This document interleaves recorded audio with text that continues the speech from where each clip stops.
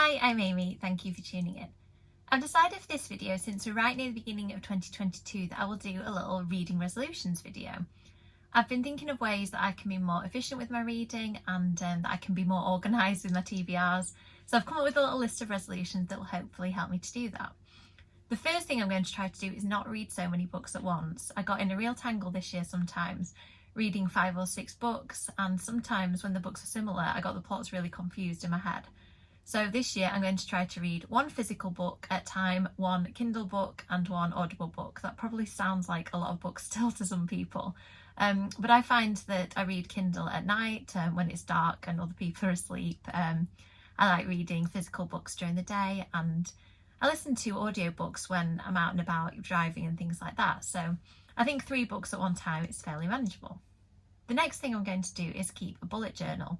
I've tried this a few times before and failed quite miserably. I've ended up doing it for a couple of weeks or a couple of months and just forgetting all about it. But this year I've set up a bullet journal and I'm planning to use it to track mainly my reading and also my exercise, because that's something else I'm going to try and do more of this year. So I will share in a future video some of my spreads and some of my ideas. I've decided to keep my reading journal really simple and not cram too much into it, because I think what I've done in the past is tried to make it really elaborate and beautiful, and I do want it to be those things, but I also want it to be manageable. So the next reading resolution I've got is I want to do more readathons and challenges and reading book clubs and things like that. Again, I often start with really good intentions, but I don't get organised, I don't buy the books, and a month goes by and I realise that I've not taken part. So this year I'm definitely doing a couple, and then I'll join in with others as the year goes on. So the first one I'm going to do is Fictional Hangover, one of my favourite podcasts. Are going to be doing a read along of reading all of the True Blood books, and I started reading those a few years ago, but I was also watching the TV show, and the TV series ends up taking over for me and I stopped reading the books. So I'm hoping that this will give me the chance this year to try and read all of the books. And the next thing I'm going to be doing is also joining in the Point Horror Book Club. I've really enjoyed that this year.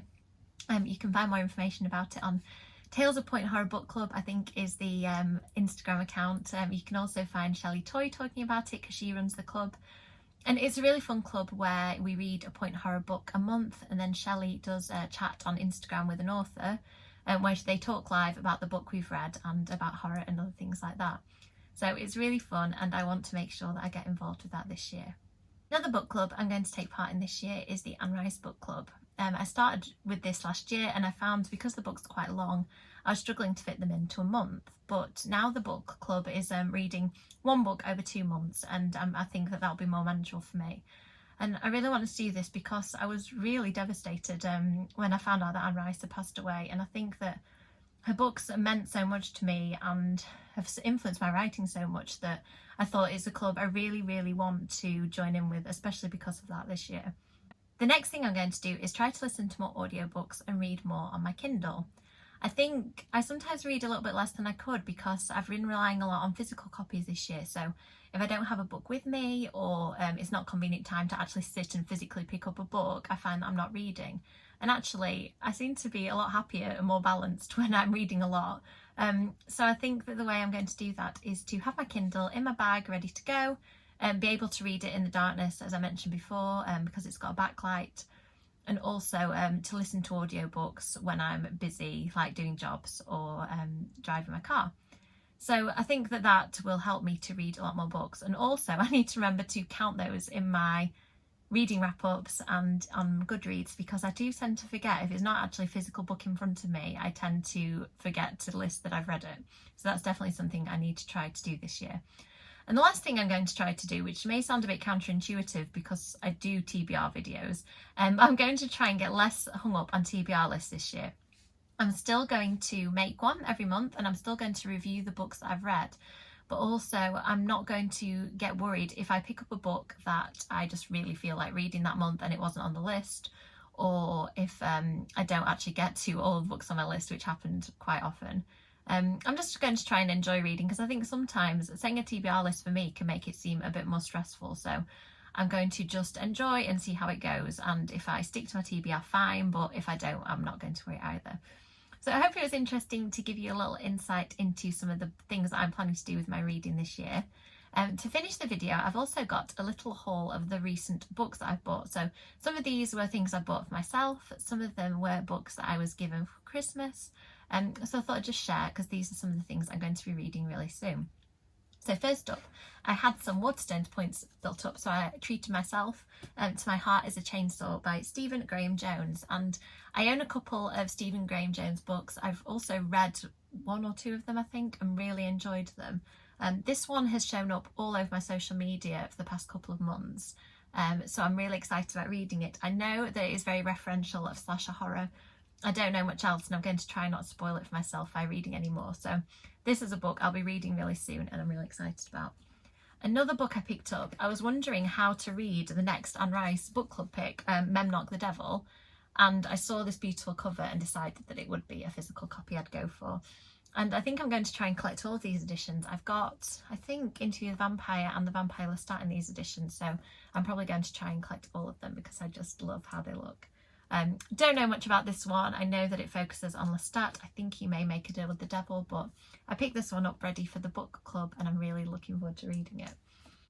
The next books I got were another present to myself, and this one is for the read-along that I'll be doing with Fictional Hangover that anybody can get involved with, reading the True Blood books.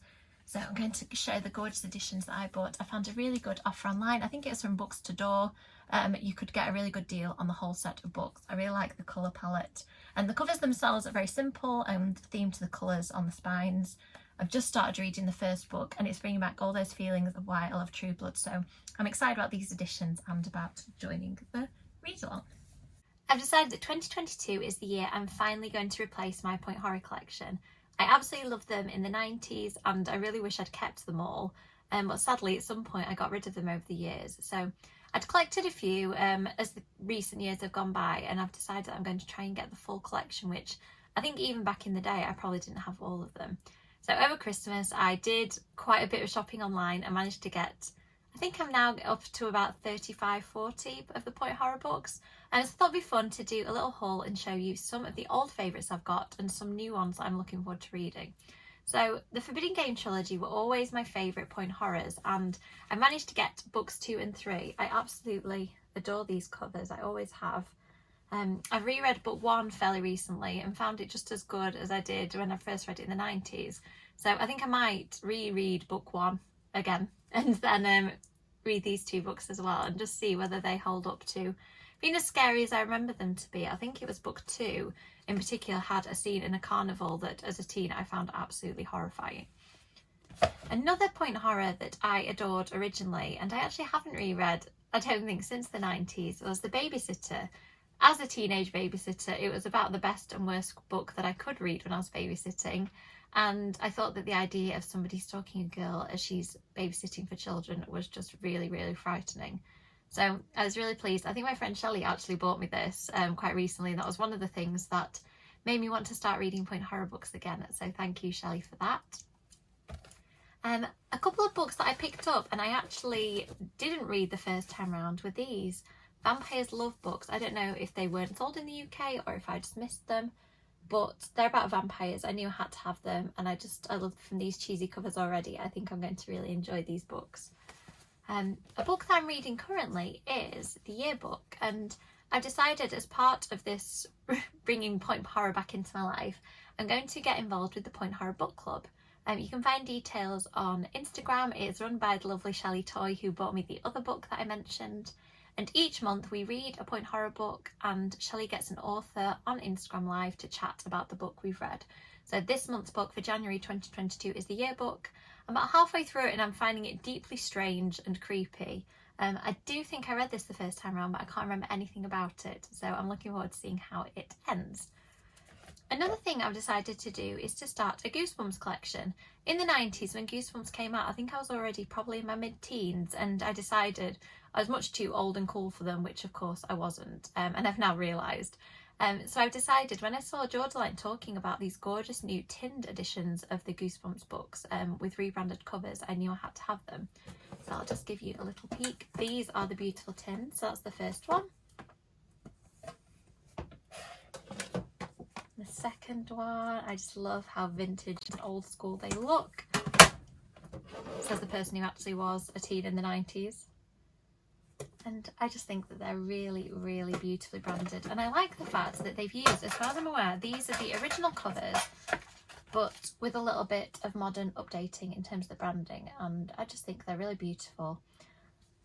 And I'd never read one until this month. I've just finished my very first Goosebumps book, Say Cheese and Die, and I was surprised at how great I thought it was. I mentioned a little bit more in my video to wrap up the end of the month, but I was surprised at how much it was scary and fun, really fast paced, and it didn't feel dated at all. I think some books I've reread from the 90s haven't aged very well, but it felt like that book could have been written just in the past couple of years. So I'm really excited about my point horror and Goosebumps journey, and I will update you more on the channel. I hope you've enjoyed this little mini haul. Thank you so much for watching, and I will catch up with you soon. Thank you.